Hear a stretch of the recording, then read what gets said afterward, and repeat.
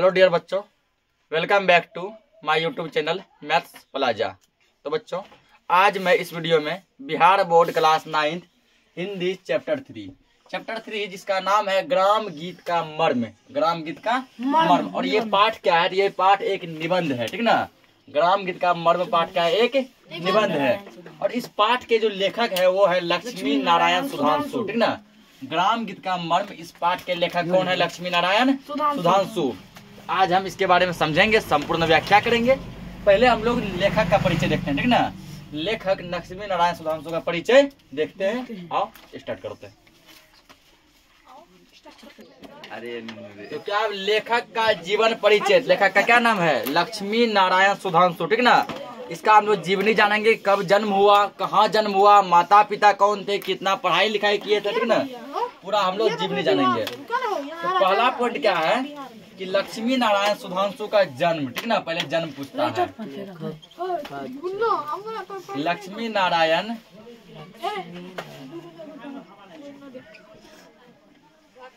लक्ष्मी नारायण सुधांशु का जन्म, लेखक का जीवन। लक्ष्मी नारायण सुधांशु का जन्म कहाँ कब हुआ था? इसका जन्म हुआ था, ठीक ना, 18 जनवरी 1907 18 जनवरी। आज कितना जनवरी हो गया? 16। परसों इसका बर्थडे है, ठीक ना। 18 जनवरी परसों बर्थडे। 1907 ईस्वी में 1907 ईस्वी में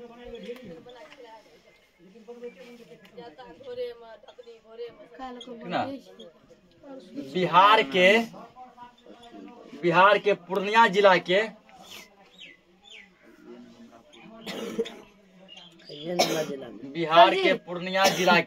उत्तर प्रदेश। तो लक्ष्मी नारायण सुधांशु का 18 जनवरी 1907 जन्म नहीं दिए, जन्म दे दो, ठीक ना। लक्ष्मी नारायण सुधांशु का जन्म 18 जनवरी 1907 ईस्वी में बिहार के पूर्णिया जिला के चंदवा रूपसपुर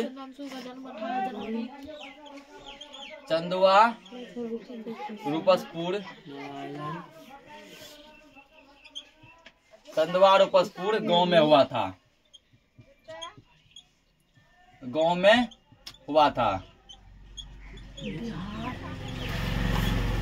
देखो तुम लोग को तो गर्व होना चाहिए, ठीक ना, कि ये जो है लेखक जो है या कवि है, निबंधकार है, जो भी है लक्ष्मी नारायण चौधरी, ये हमारे पूर्णिया जिला के, ठीक ना।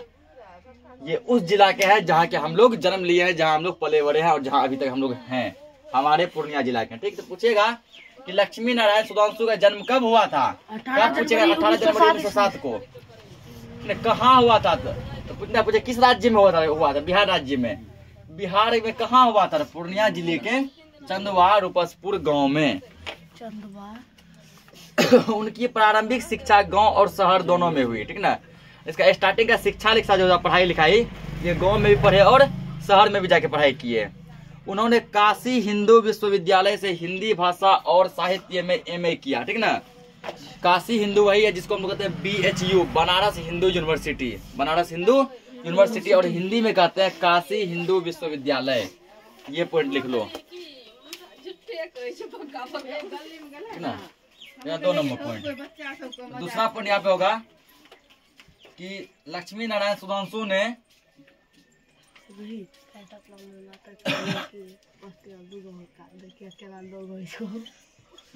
लक्ष्मी नारायण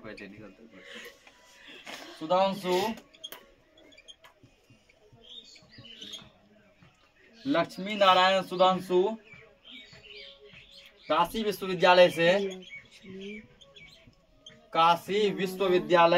BHU, बनारस हिंदू यूनिवर्सिटी,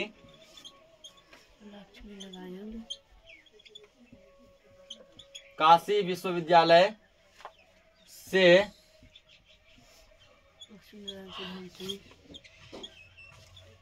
हिंदी भाषा और साहित्य में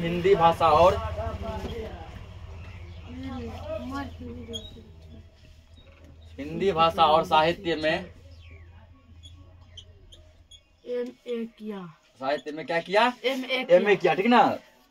हिंदी भाषा और साहित्य में काशी विश्वविद्यालय एमए यानी हो गया मास्टर ऑफ आर्ट्स, ठीक ना, मास्टर ऑफ आर्ट्स। इसी को हम लोग पीजी भी कहते हैं, यानी हिंदी से ये पीजी किए थे। कहाँ से किए थे? BHU से, काशी हिंदू विश्वविद्यालय से। इसमें हिंदू छूट गया, रुक जाओ, यानी देखा हिंदू, ठीक ना। काशी हिंदू विश्वविद्यालय पूरा नाम है, BHU, बनारस हिंदू यूनिवर्सिटी। वे छात्र जीवन से ही राजनीतिक में गहरी रुचि रखते थे, ठीक ना। राजनीतिक मतलब नेता सब में जो है ना पूरा क्या करते थे, रुचि रखते थे। आजादी की लड़ाई में उन्होंने सक्रिय भागीदारी निभाई थी। जब हमारा देश आजाद हुआ था तब ये कितने साल के होंगे? देश आजाद कब हुआ था? 47 में, 1907 में जब हुआ था, 40 साल के थे। पूरा ये समझो एक्टिव मैन थे, जवान जहान थे। 1942 के आंदोलन में वे जेल गए और निर्मम यातनाएं सही, ठीक ना। तो पूछ सकता है कि बद्री नारायण चौधरी कब जेल गए थे? 1942 ईस्वी में, ठीक ना।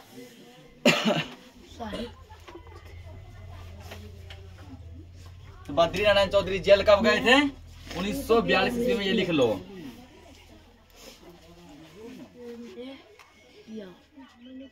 उन्नीस 1942 के आंदोलन में वे जेल गए। वे मतलब कौन था? समझना, बद्री नारायण चौधरी, ठीक ना। 1942 के आंदोलन में जेल गए। 1942 के आंदोलन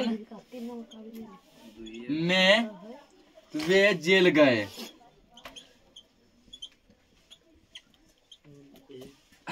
ठीक ना। कब जेल गए? 1942 में। लक्ष्मी नारायण सुधांशु का साहित्यिक जीवन एक कथाकार के रूप में छात्र जीवन से ही आरंभ हो गया था, ठीक ना। जब ये पढ़ाई उसी का पूरा है रे। 1942 के आंदोलन में क्या लगे? लक्ष्मी नारायण चौधरी जेल गए, लक्ष्मी नारायण सुधांशु जेल गए, ठीक ना। ये छात्र जीवन से जब ये पढ़ाई करते थे, के बाद जब ये पढ़ाई करते थे, ठीक है, तभी से ये क्या करते थे, तो छोटे छोटे कहानियां लिखा करते थे, यानी कि कथाकार के रूप में तब से ये दिखने लगे थे। उसके बाद भ्रातृ प्रेम नामक उनका एक उपन्यास 1926 में तथा उनके 2 कहानी संकलन गुलाब की कलियां और रस रंग कर्म 1928 और 1929 में प्रकाशित हो चुके थे, ठीक ना। इसका जो है एक उपन्यास प्रकाशित हुआ था 1926 में, जिसका नाम है क्या? भ्रातृ प्रेम। तो पूछेगा भ्रातृ प्रेम नामक उपन्यास कब प्रकाशित हुआ था? 1926 ईस्वी में, ये लिख लो।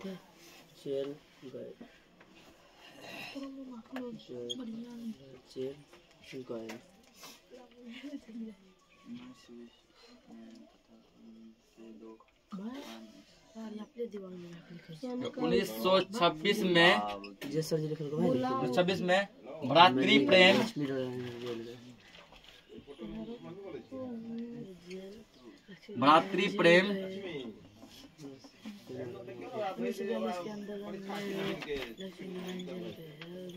उन्नीस 1926 में भ्रातृ प्रेम नामक उपन्यास प्रकाशित हुआ, ठीक ना।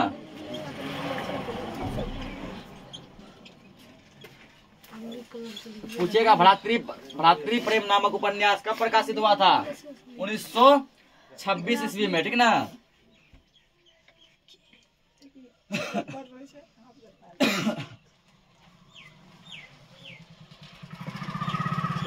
उसके बाद जिसका एक और कहानी आया था, गुलाब की कलियां, ये आया था 1928 ईस्वी में।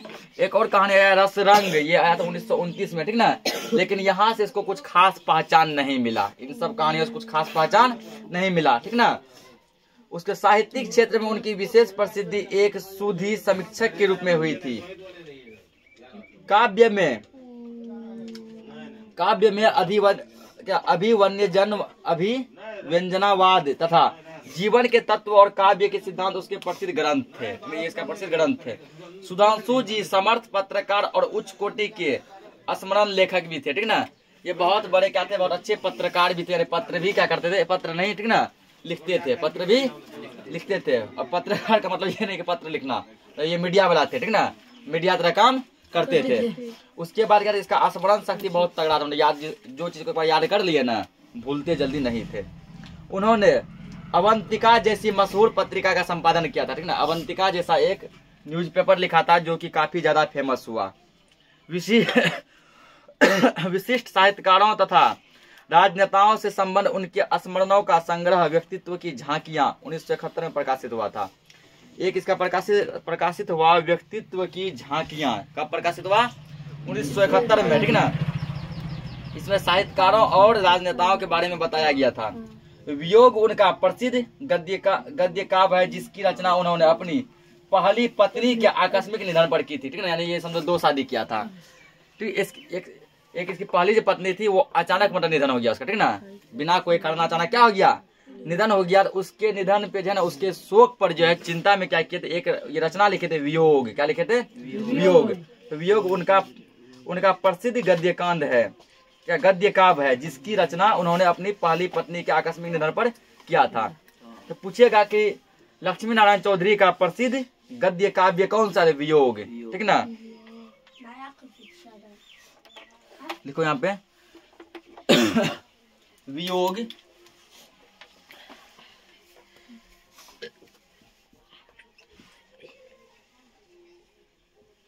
वियोग, ठीक ना।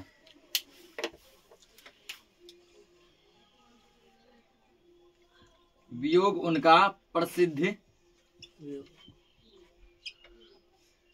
उनका मतलब किनका? लक्ष्मी नारायण सुधांशु का, ठीक ना। वियोग उनका प्रसिद्ध गद्य काव्य है।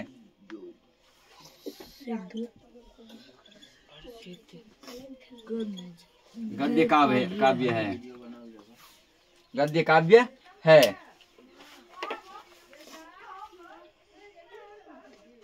साहित्य रचना के अतिरिक्त अनेक प्रांतीय राष्ट्रभाषा परिषद के जन्मदाताओं में उनकी गणना होती थी और उनके संचालक मंडल के आजीवन सदस्य रहे थे। उसके राजनीति के क्षेत्र में भी सुधांशु जी समान रूप से सक्रिय रहे, यानी राजनीतिक क्षेत्र में भी इसको अच्छा खासा क्या मिला, तो उपलब्धि हासिल मिला। वे बिहार विधानसभा के सदस्य और सभापति तथा अखिल भारतीय कांग्रेस समिति के सदस्य थे, ठीक ना। ये बिहार विधानसभा के सदस्य और सभापति थे और अखिल भारतीय कांग्रेस समिति के भी क्या थे? सदस्य थे। उन्होंने कई शिक्षण और कला संस्थानों की स्थापना की। बहुत सारे क्या किए? स्कूल, यूनिवर्सिटी, स्कूल, कॉलेज सब ये खोले, शिक्षण कला संस्थान क्या क्या स्थापना की है। वे एक साहित्यकार, राजनीतिज्ञ और सामाजिक कार्यकर्ता थे, ठीक ना। यानी कि सामाजिक भी क्या करते थे? समाज में सेवा वगैरह करते थे, राजनीतिक भी थे और क्या थे? साहित्यकार भी थे, यानी कविता कहानी भी लिखा करते थे। यहाँ पे इसका मृत्यु सब के बारे में कुछ नहीं दिया गया, ठीक। समझो यहाँ पे आप प्रस्तुत निबंध, यानी जो निबंध पढ़ने वाले हैं, ठीक ना। प्रस्तुत निबंध में सुधांशु जी ने ग्राम गीत के मर्म का उद्घाटन करते हुए काव्य और जीवन में उसके महत्व का निरूपण किया, ठीक ना। ये जो निबंध है इसमें गांव के गीतों के बारे में बताया है और काव्य और जीवन में क्या क्या एक महत्व क्या क्या बताया है। ग्राम गीत का उद्भव और उसकी प्रकृति का अनुसंधान करते हुए उन्होंने प्रतिपादित किया है कि जीवन की शुद्धता और भावों की सरलता का जितना मार्मिक वर्णन ग्राम गीतों में मिलता है उतना कहीं नहीं मिलता है, ठीक ना। अब हम लोग समझेंगे ग्राम गीत का मर्म। ग्राम गीत का मर्म अब हम लोग ये पाठ से समझेंगे, ठीक ना। किसी देश के काव्य का उद्भव साधारणतः वहाँ की दंत कथाओं या ग्राम गीतों से होता है, ठीक ना। कोई देश जो है कितना महान है उसका जो काव्य का वर्णन जो तुमको गांव में देखने को मिलेगा। कहाँ देखने को मिलेगा? उसके गांवों में देखने को मिलेगा। उनके उत्तरोत्तर कलात्मक विकास में मानव जीवन के महत्व की सहती तथा उसकी विविधता का आलोचना रहता है। क्या है? मानव जीवन का आलोचना तुमको कहाँ मिलेगा? तो वो तुमको गांव के गीतों में ही देखने को मिलेगा, ठीक ना। सामाजिक जीवन और काव्य दोनों को मिलाकर देखने से यह पता चलता है कि समाज की धारणाओं के मध्य में जीवन का प्रवाह किस दिशा में कितनी दूर तक जा सकता है, ठीक ना। जब सामाजिक जीवन और समाज में रहने वाले जीवन और काव्य जब दोनों को मिलाकर देखेंगे तो हमारा पता चलेगा कि हमारा जीवन जो है, ठीक ना, किस दिशा में जा रहा है, कितना दूर जा रहा है, ठीक ना। उसकी इसकी क्या सीमा, ये कहाँ तक जाने के बाद रुक सकता है और कहाँ तक उसके परिस्थिति तथा समाज की रूढ़ियां पर विजय पा सकती है, ठीक ना। ग्राम गीतों में मानव जीवन के उन प्राथमिक चित्रों के दर्शन होते हैं जिनमें मनुष्य साधारणतः अपनी लालसा, वासना, प्रेम, घृणा, उल्लास, विषाद को समाज की मान्य धारणाओं से ऊपर नहीं उठा सका है, ठीक ना। गांव के गीतों में गांव में घूमने पे तुमको वो चीज देखने को मिलेगा, जैसे लगेगा आज भी ये गांव, आज भी ये समाज बहुत ही पीछे चल रहा है, ठीक ना, बहुत ही पीछे चल रहा है। इसमें क्या है, साधना है, लालसा है, प्रेम भी है, किसी से नफरत करने का घृणा भी है, सब कुछ है। उसमें खुशी का हर्षोल्लास भी है। अरे हल्ला मत करो, ठीक ना। और अपनी हृदयगत रूढ़िगत जीवन ही नहीं है, प्रत्युत कहीं कहीं प्रेम, वीरता, क्रोध, कर्तव्य का भी बहुत ही रमणीय बाह्य तथा अंतर्विरोध दिखाया गया, ठीक ना। कहीं कहीं ये भी दिखाया जाता है कि दो ग्रामीणों के बीच कितना ज्यादा प्रेम है, और कहीं कहीं ये भी दिखाया जाता है दो गांव वाले जो एक दूसरे को देख के कितना ज्यादा नफरत करते हैं, कितना ज्यादा क्रोध है उसमें। जीवन की शुद्धता और भावों की सरलता का जितना मार्मिक वर्णन ग्राम गीतों में मिलता है, उतना परवर्ती कला गीतों में नहीं मिलती, ठीक ना। जितना जीवन की शुद्धता का मार्मिक जितना गांव के गीतों में मिलता है, उतना परवर्ती कला गीतों में नहीं मिलता है। जीवन का आरंभ जैसे शैशव है, वैसे ही कला गीत का ग्राम गीत है, ठीक ना। जीवन का आरंभ क्या है, शैशव, उसी प्रकार कला का आरंभ क्या है, ग्राम गीत। कला का आरंभ क्या है, ग्राम गीत। ग्राम गीत संभवतः वह जातीय आशु कवित्व है जो कर्म या क्रीड़ा के ताल पर रचा गया है। इसको कर्म या क्रीड़ा के ताल पर रचा गया है। गीत का उपयोग जीवन के महत्वपूर्ण समाधान के अतिरिक्त साधारण मनोरंजन भी है, ऐसा कहना अनुपयुक्त ना होगा, ठीक ना। इसमें क्या है, गांव के गीतों को सुनने में थोड़ा थोड़ा हमको मनोरंजन भी मिलता है, थोड़ा बहुत क्या मिलता है, मनोरंजन भी मिलता है। यहाँ पर एक पॉइंट लिखेंगे हम लोग पाठ में से, अब देखो पाठ में से नहीं कि निबंध में से, ठीक ना। जो निबंध हम लोग पढ़ रहे हैं ग्राम गीत का मर्म, पहला पॉइंट यहाँ लिख सकते हैं हम लोग, उतना तो इम्पोर्टेंट नहीं है, फिर भी लिख लो। जीवन की शुद्धता और भावों की सरलता, जीवन की शुद्धता, जीवन की शुद्धता और भावों की सरलता और भावों की सरलता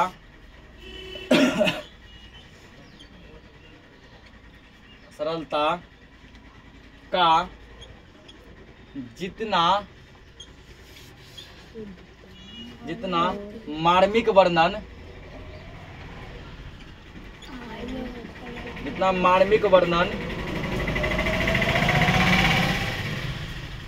ग्राम गीतों में मिलता है,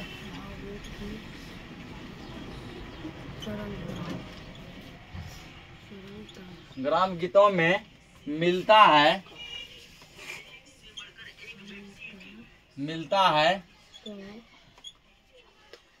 उतना परवर्ती कला गीतों में नहीं, उतना परवर्ती कला गीतों में नहीं।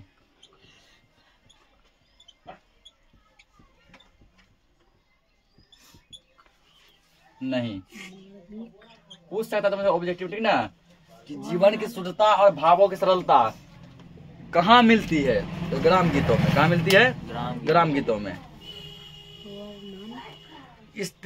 उसको यहाँ दिया गया आगे, मनोरंजन के विविध रूप और विधियां, ठीक ना। गांव के गीतों में जो है कुछ ऐसा गीत आएगा तुमको सुनने में पूरा मजा लगेगा, ठीक ना, बहुत मनोरंजन वहाँ कर सकता है। उसके बाद है स्त्री प्रकृति में गृहस्थीय कर्म विधान की जो स्वाभाविक प्रेरणा है, उससे गीतों की रचना का अटूट संबंध है, ठीक ना। यानी कि स्त्री में देखेगा अपने घर के जीवन से रिलेटेड वो क्या करती है, ऐसा गाना बनाकर गा लेती है ठेठ भाषा में, ठीक ना। तुमको लगेगा कि वाकई में इसमें जो क्वालिटी है। चक्की पीसते समय, धान कूटते समय, चरखा काटते समय अपने शरीर श्रम को हल्का करने के लिए स्त्रियां गाना गाती है। चक्की पीस रही है, उसके बाद खेतों में देखो धान काट रहे हैं, रोपाई कर रहे हैं, और तब वो क्या करते हैं, गाना भी गाते जाते हैं, ठीक ना। उस समय उनका अभिप्राय साधारणतः यही कहता है कि परिश्रम के कारण जो थकावट आई रहती है, उससे ध्यान हटाकर अन्यथा मनोरंजन में चित्त संलग्न किया जाए। स्त्रियां जो चक्की पीसते समय, धान काटते समय, रोपाई करते समय, चरखा काटते समय इसीलिए गाना गाते हैं ताकि जो थकान महसूस हो रहा है, ठीक ना, गाना गाते गाते क्या हो, थकान उसका हल्का हो जाए। तुम देखो रोपाई करते देखो स्त्री को, वो रोपाई भी करती है, गुनगुनाती भी है, ठीक ना। गांव समय ये सब चीज देखने को मिलता है। आगे दिया गया है, इनके अतिरिक्त कुछ ऐसे गीत भी हैं जो भाव की उमंग में गाए गए हैं, ठीक ना। कुछ ऐसे गीत हैं जो भाव की उमंग में गाए गए, जैसे जन्म, मुंडन, यज्ञोपवीत, विवाह, पर्व त्योहार आदि के अवसर पर जो गीत गाए जाते हैं उनमें उल्लास और उमंग की प्रधानता रहती है। देखो जब किसी बच्चे का जन्म होता है, मुंडन होता है, शादी विवाह होता है, तो गांव घर में एक अलग ही गाना चलता है ना। स्त्रियां लोग जो है, महिलाएं लोग एक अलग प्रकार की गीत गाती है। जब तक देखो वो गीत नहीं गाएगी तो मुंडन, विवाह, शादी जो है वो संपन्न नहीं होता, उसके बिना नहीं होता है। उसके बाद यहाँ दिया गया आगे कि प्रेम, विवाह तथा पतहु और सास ससुर के बर्ताव, माँ, भाई, बहन, स्नेह आदि बातें ही ज्यादातर गीतों में पाई जाती है। अधिकतर गीतों में तुमको यही सब चीज देखने को मिलेगा। स्त्री प्रकृति का अनुकरण पुरुषों ने भी किया है, ठीक है। कुछ पुरुष भी क्या किए, उसका कॉपी किए हैं। हल जोतने, नाव खेने, पालकी ढोने आदि कामों के समय गाए जाने लायक गीत पुरुषों ने भी गाया है। जब हल चलाते हैं, नाव चलाते हैं, तो पुरुष भी क्या करते हैं, कुछ गीत गाते हैं। किंतु सब मिलाकर ग्राम गीतों की प्रकृति स्त्रीण ही रही, पुरुषत्व का आक्रमण उन पर नहीं किया जा सका।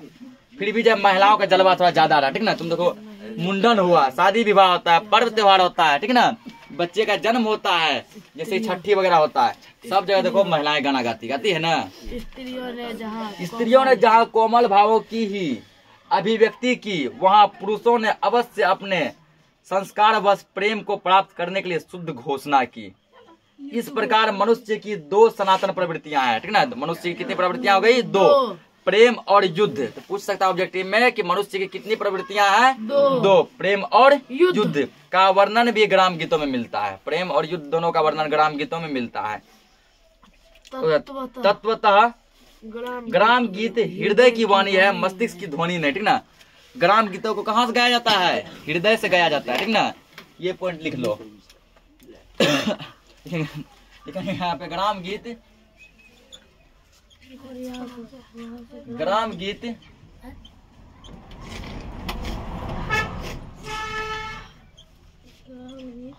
हृदय की वाणी, यानी ये हृदय से, दिल से आवाज निकलता है, ना कि दिमाग से, ठीक ना। ग्राम गीत हृदय की वाणी है। ग्राम गीत कहाँ की वाणी है? हृदय की वाणी है, मस्तिष्क की नहीं।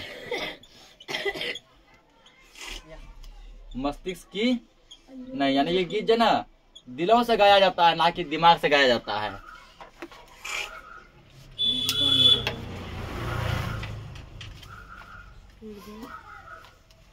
मस्तिष्क की नहीं, ठीक ना। इतना समझ गया ना। आगे समझेंगे। इनकी उद्भावना व्यक्तिगत जीवन के उल्लास विषाद को लेकर भले ही हुई हो, किंतु मानव जातीयता में उनकी सारी व्यक्तिक विशेषता अंतर्निहित हो गई, ठीक है। मानव जाति में इसकी बहुत ही क्या है, विशेषताएं हैं। उनकी अपूर्वता इसी बात में है कि वे व्यक्ति को साथ लेकर भी उनको प्रधान नारक उपलक्ष्य बनाकर भावों की स्वाभाविक मार्मिकता के साथ अग्रसर हुए हैं। कला गीत के अंतर्गत मुक्तक और प्रबंध काव्य दोनों का समावेश है, ठीक ना। पूछेगा कला गीत के अंतर्गत किसका समावेश है, तो मुक्तक और प्रबंध काव्य का, मुक्तक और प्रबंध काव्य का, ठीक ना। यहाँ लिख लो इसको।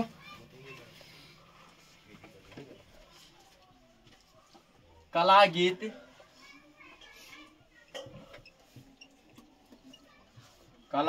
के अंतर्गत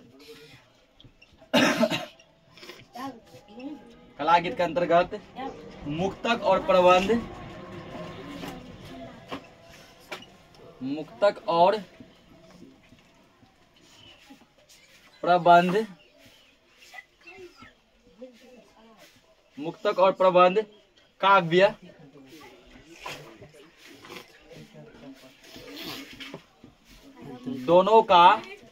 दोनों का क्या है, दोनों का समावेश है।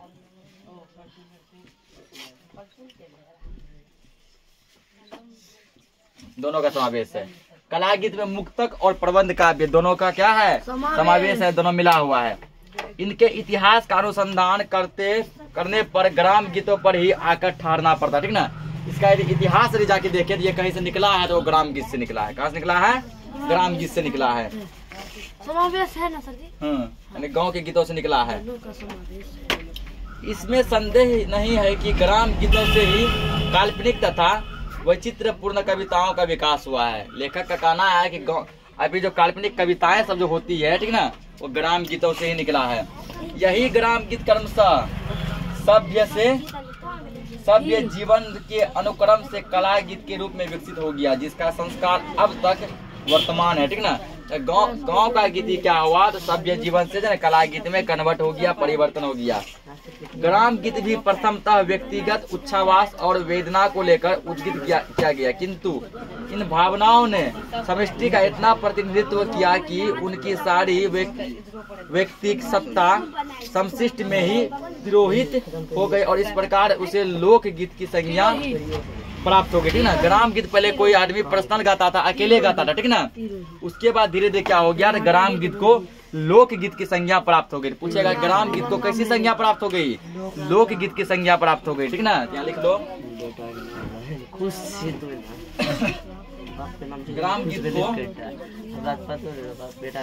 हल्ला मत करो, ग्राम गीत को लोकगीत, अरे हल्ला मत करो, ग्राम गीत को लोकगीत की संज्ञा प्राप्त हुई।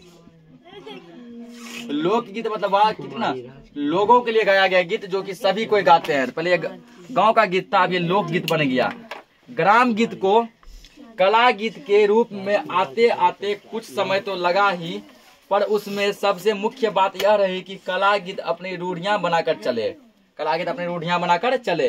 कला गीत का क्षेत्र भी जितना व्यापक था विस्तृत हुआ और उसके अनुसार यदि उनमें कुछ हद तक शास्त्रीय रूढ़ि प्रियता न रहती तो उसके समरूप पक्व का निर्वाह भी संभव ना होता, ठीक ना। ग्राम गीत की रचना में जिस प्रकृति और संकल्प का विधान था, कला गीत में उसकी उपेक्षा करना समुचित ना माना गया।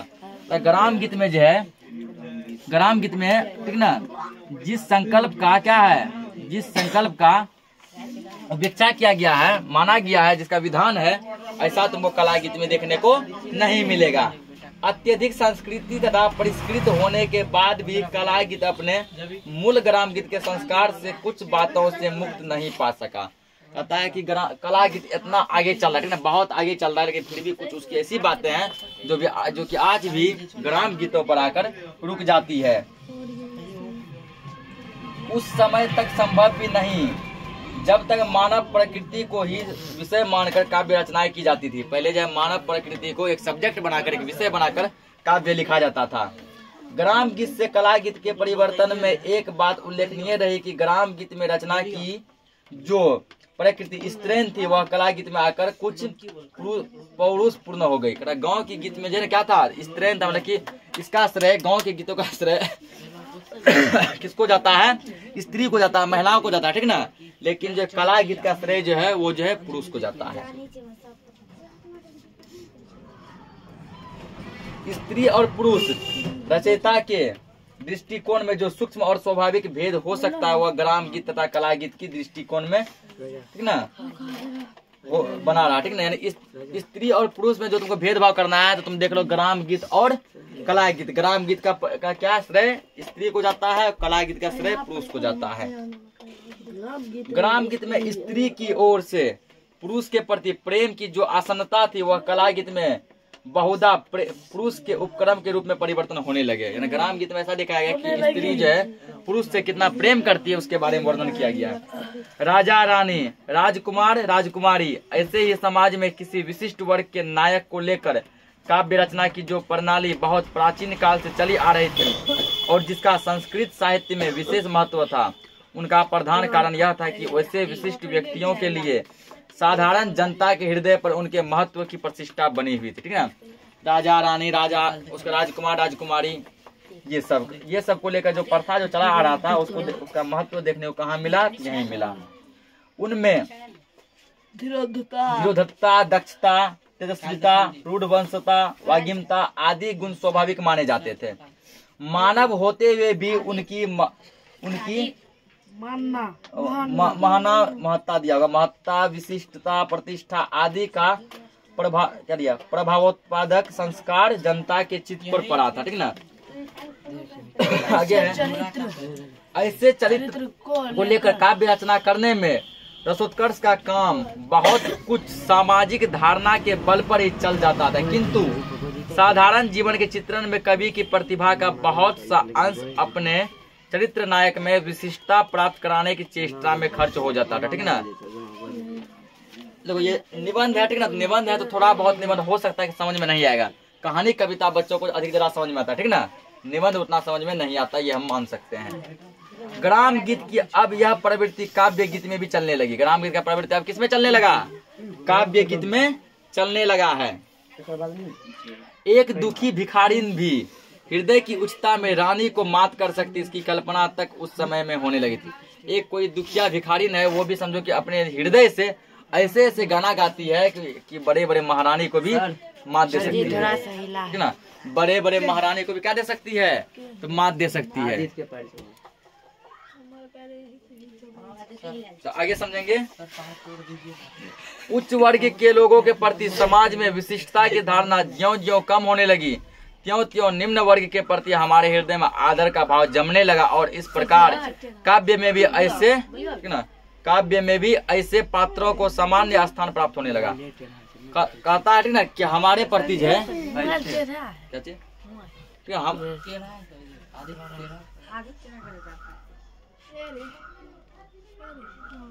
हमारे प्रति क्या हुआ, धीरे धीरे जो है उच्च वर्ग अमीर लोगों के प्रति जो क्या हुआ, उसका आदर घटते गया। जैसे जैसे अमीर लोगों के प्रति आदर घटते गया, वैसे वैसे गरीबों लोगों के प्रति, निम्न वर्ग के प्रति क्या आदर हमारा बढ़ते चला गया। हृदय की उच्चता विशालता किसी में हो, चाहे वो राजा हो या भिखारी, उसका वर्णन करना ही कवि कर्म है। ठीक ना। हृदय की क्या हो तो उच्चता, मतलब कि जो अच्छी क्वालिटी का आदमी, ठीक है, अच्छे किस्म का आदमी है, लोगों का भला चाहते हैं, चाहे वो राजा हो या फिर कोई भिखारी हो, उसका कोई जो है कवि कर्म क्या कहता है वखान कर सकता है। ग्राम गीत में दशरथ, राम, कौशल्या, सीता, लक्ष्मण, यशोदा के नाम बहुत आए हैं, और उनमें जन समाज के बीच संबंध का प्रतिनिधित्व कराया। ठीक ना। जब गांव का गीत सुनेगा, दशरथ जी का नाम आएगा, राम जी का नाम आएगा, तुम शारदा सिन्हा का बिहार शादी का गाना सुनो। ठीक ना। उसमें राजा दशरथ का नाम आएगा, राम जी का नाम आएगा, ठीक ना, सीता जी का नाम आएगा, लक्ष्मण का नाम आएगा, यशोदा का नाम आएगा, यशोदा कृष्ण की माता, ठीक ना, इन सभी का नाम आएगा। उसका स्वसुर के लिए आदि सर्वमान्य। इसका कारण हमारा वह पिछला संस्कार भी है जो धार्मिक महाकाव्यों ने हमारे चित्त पर डाला है। इसका नाम माना क्या है, हमारे पिछले संस्कार में, ठीक ना, जो कि क्या है, जो भी जो है अपना, अरे हल्ला मत करो, जो अपना क्या किया गया धार्मिक कर्म में हम लोगों के ऊपर छोड़ के गया है। अरे हल्ला मत करो। एक दरिद्र गृहिणी भी जिसके घर में भोजन के लिए थोड़ा सा अन्न है, सोने के ही सूप में फटक कर उसे साफ करती है, ठीक ना। एक भिखारिन भी देखो, जिसके यहाँ भोजन के लिए थोड़ा कुछ खाने को है, तो वो भी क्या करती है, सोने के सूप में फटक कर उसे साफ करती है। हमारी दरिद्रता के बीच में भी संपत्तिशालीनता का यह रूप हमारे भाव को उद्दीप्त करने के लिए उपस्थित किया गया है। ऐसे वर्णन कला गीत में चाहे विशेष महत्व प्राप्त ना करे, किंतु ग्राम गीत के वे मेरुदंड समझे जाते हैं। कला गीत में भले तुमको ऐसा देखने को नहीं मिलेगा, ऐसा सुनने को नहीं मिलेगा, लेकिन ग्राम गीत में तुमको जरूर मिलेगा। बच्चे अब भी राजा, रानी, राक्षस, भूत, जानवर आदि की कहानियां सुनने को ज्यादा उत्कंठित रहते हैं, ठीक ना। बच्चे अपने पूछते हैं हमको राजा का कहानी सुनना है, भूत का कहानी सुनना है। नानी की कहानियां ऐसी हुआ करती थी, नानी दादी जो बच्चे को कहानी सुनाया करती थी, वो परी, राजा, रानी, राक्षस, भूत, पिचास, चुड़ैल, ये सब कहानी सुनाती थी। साधारण तथा प्रत्यक्ष जीवन में जो घटनाएं होती रहती है, उनके अतिरिक्त जो जीवन से दूर तथा अप्रत्यक्ष है, उनके संबंध में कुछ जानने की लालसा तथा उत्कंठता अधिक बनी रहती थी, ठीक ना। बच्चे को क्या होता था, ऐसे ऐसी चीजों के बारे में जानने की इच्छा बनी रहती थी जो हमसे दूर है, जो संभव नहीं, जो लगता है ये सब झूठ है, ठीक ना, फिर भी बच्चा सुनना पसंद करते थे। बच्चों की भांति उन मनुष्यों को भी जिनका मानसिक विकास नहीं हुआ रहता, वैसी कहानियां ज्यादा रुचिकर मालूम होती थी। ऐसे बड़े बड़े मनुष्य, ठीक ना, जो पूरा डेवलप नहीं हुए थे, जिसका जो हो तो गए साइज में बड़े, लेकिन जीवन बच्चों की भांति जीते थे, ठीक ना। तो उसको भी ऐसा कहानी सुनने में अच्छा लगता था। ग्राम गीतों की रचना में ऐसी प्रवृत्ति प्रायः सर्वत्र पाई जाती है। मानव जीवन का पारस्परिक संबंध सूत्र कुछ ऐसी विचित्र है कि जिस बात को हम एक काल में और एक देश में बुरा समझते हैं, उसी बात को दूसरे काल और दूसरे देश में अच्छा माना जाता है। हम मानव का यह गुण है, यदि किसी बात को हम अपने देश में खराब समझते हैं तो वो देखो किसी न किसी देश में वो बात अच्छा माना जाता है, ठीक ना। अगर मानो किसी कोई बात है पिछले काल में, ठीक ना, प्राचीन काल में यदि उसको खराब माना जाता था, आज वो हमारे लिए क्या लाभप्रद है, लाभदायक, हम लोग उसको अच्छा मानते हैं। जिस वैचित्र्यवाद को हमने अबुद्धिवाद कहकर तिरस्कृत किया, वही पश्चिमी काव्य जगत में रोमांस के नाम पर फल फूल कर अपने सौरभ से पूर्व को भी आकर्षित करने लगा, ठीक ना। आगे देखो, प्रेम दशा जितनी व्यापकता विधायनी होती है, जीवन में उतनी और कोई स्थिति नहीं होती, कोई स्थिति नहीं होती। प्रेम या विरह में समस्त प्रकृति के साथ जीवन की जो समरूपता देखी जा सकती है, वह क्रोध, शोक, उत्साह, विस्मय, जुगुस्पा आदि में नहीं, ठीक ना। प्रेम और विरह, प्रेम मतलब होता है किसी से मिलना, और विरह मतलब होता है किसी से बिछड़ जाना।